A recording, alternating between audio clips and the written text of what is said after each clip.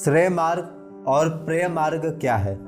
श्रेय मार्ग व्यक्ति को आत्मा के जागरण की ओर ले जाता है। इसके ठीक विपरीत प्रेय मार्ग व्यक्ति को सुख, भोग, सत्ता और फायदों की ओर ले जाता है। श्रेय मार्ग परमानंद का प्रवेश द्वार है और प्रेय मार्ग भौतिक जगत के भोग विलासों, सुख सुविधाओं का घोतक है।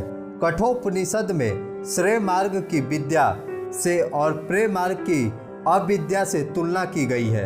विद्या शब्द से अभिप्राय यहाँ पर पराविद्या से है, अर्थात उच्चतर ज्ञान, और अविद्या अपरा विद्या यानी लौकिक ज्ञान का घोतक। पराविद्या भाव जगत का ज्ञान है, अपरा विद्या जो वास्तव में अज्ञान है और आत्मिक अंधकार भी है।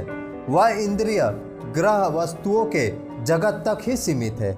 आमतौर पर सभी लोग दो वर्गों में विभाजित होते हैं। एक है वे जिनके लिए दृश्य जगत के पदार्थ ही सबसे अहम होते हैं। बहुसंख्यक लोग इसी वर्ग में आते हैं। ऐसे लोग सदैव ही आवागमन के चक्र में फंसे रहते हैं। उनके लिए व्यक्तिगत आत्मा और विश्वात्मा का कोई अर्थ नहीं होता।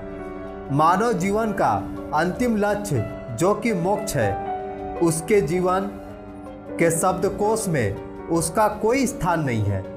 इस संसार के सृजनकर्ता के लिए उसके मन में कोई प्रेम नहीं होता है। परमात्मा और उसकी लीलाएं उसको मोहित नहीं कर सकती। इसके विपरीत लोगों का एक दूसरा वर्ग भी है जिसके लिए आत्मा का ज्ञान ही सर्वोच्च स्थान रखता है। वे आत्मविद्या को प्राप्त करने के लिए कठिन प्रयास करते हैं। ऐसे लोग सदैव परमात्मा में ही स्थित रहते हैं। वे भौतिक जगत के भ्रांत और परिवर्तनशील स्वभाव के प्रति आध्यात्मिक रूप से जागृत रहते हैं। नीति संबंधी सभी विचार और दर्शन के विभिन्न संप्रदाय भी भाव जगत और भौतिक जगत की वस्तुओं और अनुभूतियों को श्रेय और प्रेय इन दो भागों में विभाजित करते हैं। श्रेय परम सत्य के भाव जगत की प्रतीति और अनुभूति है। यह वास्तविक कल्याण की ओर इशारा करता है जो परम और अंतोगत्वा लाभदायक है। प्रेय इंद्रिक स्तर की अनुभूति है जो बाह्य भौतिक जगत के पदार्थों से प्राप्त होती है। इंद्रिय अनुभूति का विषय होने के कारण यह एक सुखद अनुभूति है तथा तुरंत और शीघ्र आकर्षित भी करती है। भौतिक जगत जहाँ सुख और स्वार्थ का साम्राज्य ही सर्वोच्च होता है, उसमें भी कुछ नीतियाँ होती हैं। यहाँ भी अदूरदर्शिता, पूर्ण स्वार्थ पारता और विशुद्ध स्वार्थ के हिमायती लोग होते हैं। वहीं ऐसे भी लोग होते हैं जो प्रबुद्ध स्वार्थी मनोवृत्ति और दूरदर्शिता, पूर्ण स्वार्थपरता को समर्थन करते हैं। विशुद्ध भौतिकतावादी दृष्टिकोण से देखें तो प्रथम वर्ग के लोग प्रेय मार्ग के अनुयायी होते हैं तथा दूसरे वर्ग के लोग श्रेय मार्ग के प्रतीक होते हैं। तो भी आध्यात्मिक भाषा में दोनों ही प्रेय मार्ग के अनुगामी हैं। इसका सीधा सा कारण है कि अंतिम विश्लेषण में दोनों ही ऐन्द्रिक स्तर पर क्रियाशील होते हैं। इन लोगों में आध्यात्मिक मानव के कोई लक्षण नहीं दिखाई देते। प्रेय मार्ग के अनुसरण कर्ताओं में पशु वृत्ति पाई जाती है। वे लोग बहुत ही निम्न स्तर का जीवन यापन करते हैं, लगभग पाश्विक स्तर के करीब का। पशुओं की भांति वे इंद्रिय तुष्टि और जैविक आवश्यकताओं के अतिरिक्त और कुछ भी नहीं जानते। ऐसे व्यक्ति के लिए खाओ पियो और मौज करो की उचित चरितार्थ होती है। यह तो ऐन्द्रिक उद्दीपन के प्रति आत्मसमर्पण से कम नहीं है। इस प्रकार के सौदे में व्यक्ति अपनी असीमता और मानवता खो देता है। भौतिक आवश्यकताओं की परिपूर्ति और संतुष्टि ही उसकी चिंता का विषय होता है।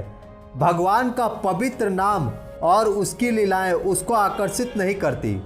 ऐसे व्यक्ति के लिए खाओ पियो और मौज करो की उचित चरितार्थ होती है। यह तो ऐन्द्रिक उद्दीपन के प्रति आत्मसमर्पण से कम नहीं है। इस प्रकार के सौदे में व्यक्ति अपनी असीमता और मानवता खो देता है। भौतिक आवश्यकताओं की परिपूर्ति और संतुष्टि ही उसकी चिंता का विषय होता है। भगवान का पवित्र नाम और उसकी लीलाएं उसको आकर्षित नहीं करती है। ऐसे व्यक्ति और जानवर में कोई फर्क नहीं होता। आध्यात्मिक विज्ञान आत्मा के अज्ञान से आत्मा के बोध तक मानवीय विकास की क्रिया को दिशा प्रदान करता है। जो व्यक्ति लाभ और सुख के प्रलोभन में अटक जाता है वह अपनी विकासोन्मुख दिशा से दूर हट जाता है। मानवीय विकास की दिशा में दृढ़ता मनुष्य को उसकी उन्नति और परिपूर्णता की ओर ले जाती है। वह आत्मिक अज्ञान से आत्मिक बोध तक कदम बढ़ाता जाता है। आत्मिक बोध व्यक्ति को उस मार्ग पर ले जाता है जो जीवन के लक्ष्य अर्थात मोक्ष प्राप्ति को पूरा करने की दिशा में जाता है। सांसारिक भोग विलासों में डूबे रहने से आत्मिक बोध व्यक्ति को उस मार्ग पर ले जाता है जो जीवन के लक्ष्य अर्थात मोक्ष प्राप्ति को पूरा करने की दिशा में जाता है। सांसारिक भोग विलासों में डूबे रहने से व्यक्ति जीवन के लक्ष्य को चूक जाने के लिए बाध्य है। प्रेम मार्ग के अनुयायी ऐसे जीवन यापन करते हैं जो नैतिकता से घिरा हुआ होता है।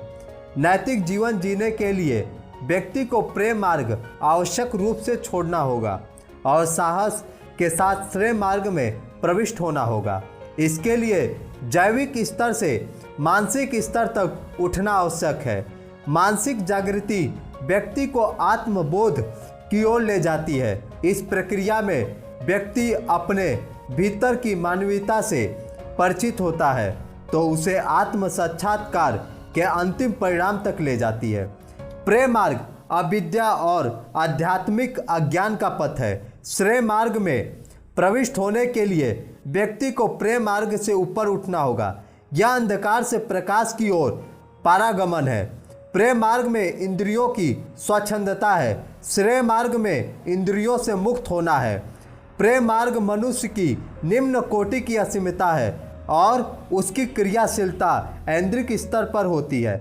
श्रेय मार्ग मनुष्य की उच्च कोटि की असीमता है और उसकी क्रियाशीलता ऐन्द्रिक स्तर पर होती है।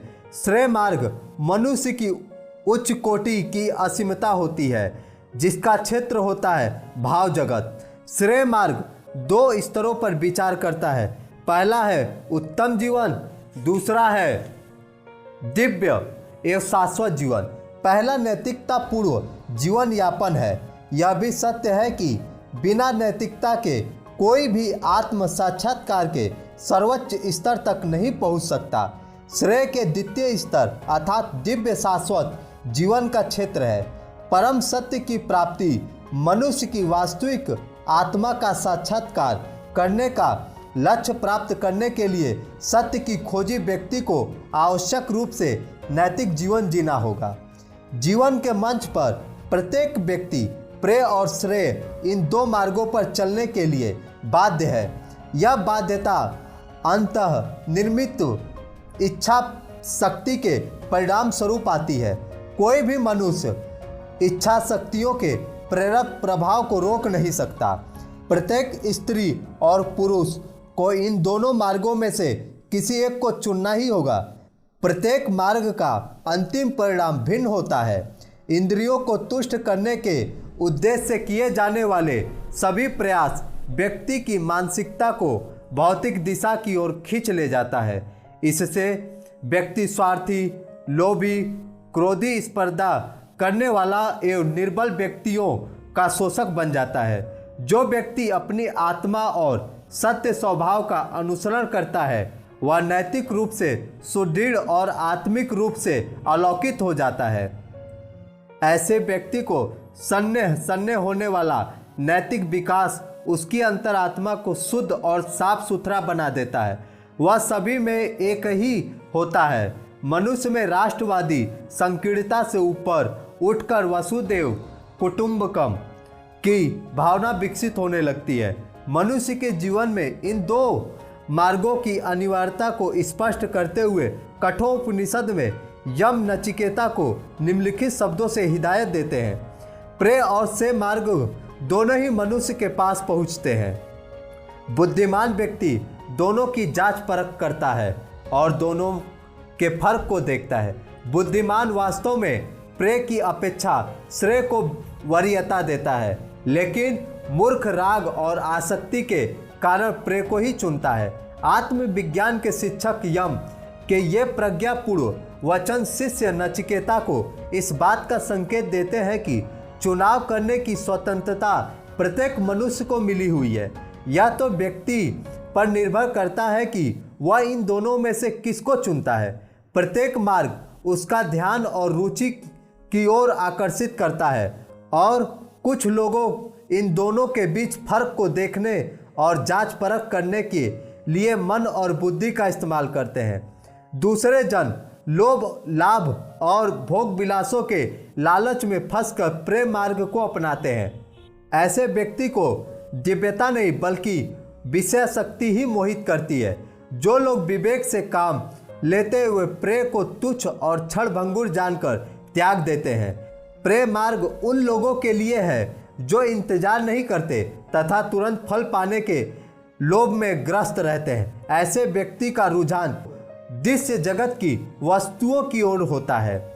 इन दो प्रकार के व्यक्तियों के मानसिक स्वभाव और अंतर्दृष्टि की स्पष्टता को समझने के लिए स्वामी रामकृष्ण परम जी अपने शिष्यों को प्राय यह समझाते हुए कहते थे कि चमकदार सिपियां समुद्र की सतह पर तैरती हैं, लेकिन मूल्यवान मोती गहराइयों में स्थित रहते हैं।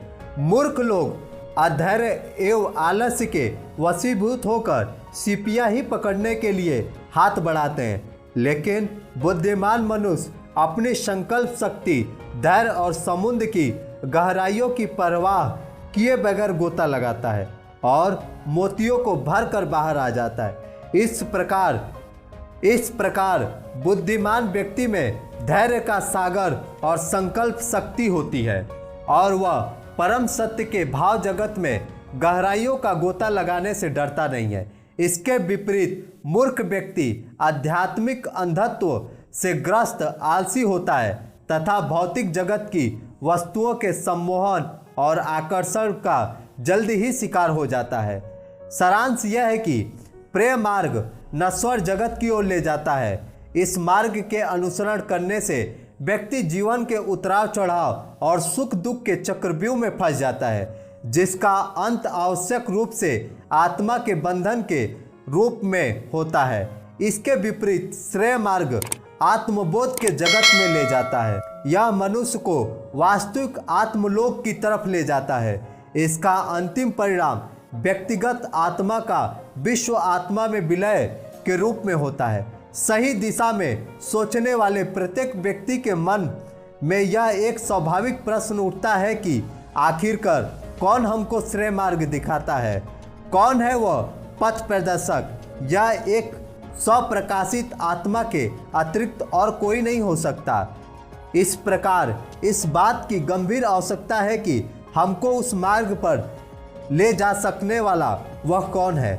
आदि गुरु शंकराचार्य जी अपने ग्रंथ विवेक चूड़ामणि में लिखे हैं, मैं शरीर हूँ ऐसा मंद बुद्धि व्यक्ति सोचता है, जबकि आत्म बोध से संपन्न व्यक्ति जिसने अपनी अंतर आत्मा को शरीर के भीतर ही देख लिया है, वह विवेक और अनुभूति से प्रेरित होकर शाश्वत आत्मा को ही अपनी आत्मा के रूप में देखता है और सोचता है कि मैं ब्रह्म हूँ। तो दोस्तों, आपने श्रेय मार्ग और प्रेम मार्ग के बारे में जाना। प्रेम मार्ग हमें आत्म पतन की ओर ले जाता है, जबकि श्रेय मार्ग हमें आत्म उत्थान की ओर ले जाता है। श्रेय मार्ग हमें आत्म उत्थान की ओर ले जाता है, जो कि आत्म साक्षात की ओर ले जाता है। इसलिए हे प्रभु भक्तों, आप श्रेय मार्ग का चयन करें और अपने जीवन को आत्म कल्याण की ओर ले जाएं। अगर आपको विचार अच्छा लगा हो तो प्लीज़ कमेंट बॉक्स में लिख कर बताएं।